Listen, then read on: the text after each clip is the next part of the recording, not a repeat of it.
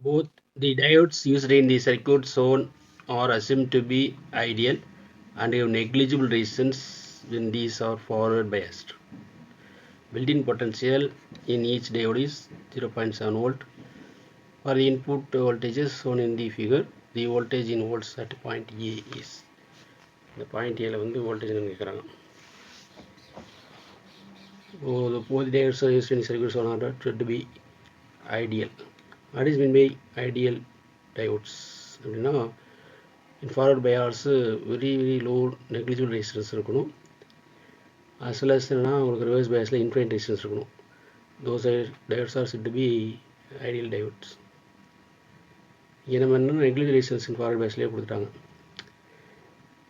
அதே மாதிரி built-in potential. What is meant by built-in potential அப்படின்னா very small amount of potential forward பயாஸில் இருக்கும் நாங்கள் நமக்கு தெரிஞ்சிருக்கும். அது வந்து என்ன உங்களுக்கு ஃபார் சிலிக்கான் டயோடுக்கு ஒரு வேல்யூ, அதே மாதிரினா உங்களுக்கு ஜெர்மனத்துக்கு ஒரு ஸ்பெசிஃபிக் வேல்யூ இருக்கும்.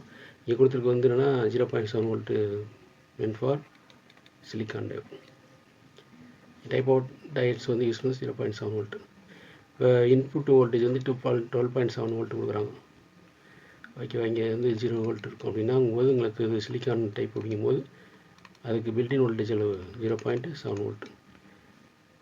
அப்போ ஆட்டோமேட்டிக்காக என்ன ஆகும் அப்படிங்கிறத பார்க்குறோம். அதே மாதிரி இந்த இரண்டு கடையில் வந்து என்னது உங்களுக்கு 12.7 வோல்ட்டு. இப்போ இந்த இடத்துல என்ன வருதுன்னு பார்க்கணும். இது என்ன ஃபார்வர்ட் ரிவர்ஸான்னு பார்க்கணும். அதை வந்து நம்ம எப்படின்னு பார்க்கலாம் வாங்க. கொடுத்துருக்கோம் பாருங்கள், இங்கே வந்து என்னது 12.7 வோல்ட்டு.